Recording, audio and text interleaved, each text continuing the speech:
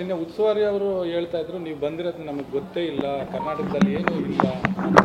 ನಾವು ಬಂದಿದ್ರೆ ನಮ್ಮದು ಯಾರಿಗೆ ಏನು ಹೇಳಬೇಕಾಗೈತಿ ನಾವು ಅವ್ರಿಗೆ ಹೇಳಕ್ಕೆ ಹೋಗಿದ್ವಿ. ಯಾರಿಗೆ ಹೇಳೋದ್ರಿಂದ ಏನೂ ಲಾಭ ಇಲ್ಲಲ್ಲ ಅಂಥವ್ರಿಗೆ ಹೇಳೋದ್ರಿಂದ ಏನು ಲಾಭ ಅಂತ ನಾವು ತಿಳ್ಕೊಂಡ್ವಿ. ಲಾಭ ಆಗ್ಬೇಕಲ್ಲ, ಅದರಿಂದ ಆ್ಯಕ್ಷನ್ ಆಗಬೇಕು. ನಾವು ಏನು ಕೊಟ್ಟಿದ್ದಕ್ಕೆ ಆ್ಯಕ್ಷನ್ ಆಗ್ತಿದ್ರೆ ಅಲ್ಲಿ ಹೋಗಿವಿ, ಅವ್ರಿಗೆ ಹೇಳಿವಿ. ಯಾಕೆ ವಕಫದ್ದು ಆ್ಯಕ್ಷನ್ ಆಗ್ತದೆ ಅಂತೇಳಿ ತಿದ್ದುಪಡಿ ಐತೆ ಅದಕ್ಕೆ ಹೋಗಿದ್ದೀವಿ. ಮತ್ತು ಯಾರಿಗೆ ಕಿವಿ ಮುಟ್ಟಿಸ್ಬೇಕು, ಯಾರು ನ್ಯೂಟ್ರಲ್ ಅದಾರ ಅವ್ರ ಕಡೆ ಹೋಗಿವಿ.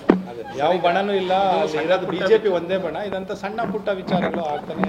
ಪಾಪ ಅವ್ರಿಗೆ ಅನಿಸಿರ್ಬೇಕಂತ ಅವ್ರ ಗಮನಕ್ಕೆ ಬಂದಿರ್ಲಿಕ್ಕೆಲ್ಲ. ಇದರಿಂದ ಬಿಜೆಪಿ ಮೇಲೆ ಏನು ಪರಿಣಾಮ ಬೀರೋದೇ ಇಲ್ಲ. ಹೌದ್ರಾ? ಇರಲ್ಯಾಕಲ್ಲ, ಅವ್ರು ಅಲ್ಲೇ ಕೊಂಡ್ರಲ್ಯಾಕ ಪರಿಣಾಮ ಬೀರೋದಿಲ್ಲ ಅಂದ್ರೆ ನಾವೆಲ್ಲ ಅವ್ರ ಬಳಿ ಹೋಗಿ ನಾವು ಅಪಾಯಿಂಟ್ಮೆಂಟು ಬೇಡಲ್ಲ ಅವ್ರದ್ದು. ಅವರಿಂದ ಏನು ಸಮಸ್ಯೆ ಇತ್ಯರ್ಥ ಆಗಲ್ಲ ಅಂತ ನಿಮ್ಮ ಅಭಿಪ್ರಾಯನ? ಇಲ್ಲ, ನಾವು ನೋಡ್ರಿ ಈಗ ಶಿಸ್ತು ಸಮಿತಿಯವ್ರು ನಮ್ಗೆ ನೋಟಿಸ್ ಕೊಟ್ಟಾರೆ. ಅಲ್ಲಿಂದ ನಿನ್ನೆ ಮಧ್ಯಾಹ್ನದಾಗ ಬೊಮ್ಮಾಯಿ ಅವರಿಗೆ, ಸೋಮಣ್ಣವರಿಗೆ, ಡಾಕ್ಟರ್ ಸುಧಾಕರ್ ಅವರಿಗೆ ರಾಷ್ಟ್ರೀಯ ಅಧ್ಯಕ್ಷರೇ ಫೋನ್ ಮಾಡಿ ನಮ್ಮ ಮುಂದೆನೇ, ನಾವು ಅಲ್ಲಿ ಕಾನ್ಸ್ಟಿಟ್ಯೂಷನ್ ಕ್ಲಬ್ ಊಟಕ್ಕೆ ಹೋಗಿದ್ದೀವಿ, ಅವರು ಅಲ್ಲಿದ್ದರು. ಹಿಂಗೆ ಮಾತಾಡ್ತಾನೆ ಅವ್ರಿಗೆ ಅರ್ಜೆಂಟ್ ನೀವು ಬರಬೇಕು 3 ಗಂಟೆಗೆ ಅಂತೇಳಿ ರಾಷ್ಟ್ರೀಯ ಅಧ್ಯಕ್ಷರು ಫೋನ್ ಮಾಡಿದ್ರು. ಅವ್ರು 3 ಜನರನ್ನ ಮತ್ತು ಕೆಲವೇ ನಾಯಕನ ಕರೆದು ಮಾತಾಡ್ತಾ ಇದ್ದಾರೆ. ಅಂದರೆ ಅಲ್ಲಿ ರಾಧಾಮೋಹನ್ ದಾಸರನ್ನು ಏನು ಉಪಸ್ಥಿತಿ ಇರಲಿಲ್ಲ.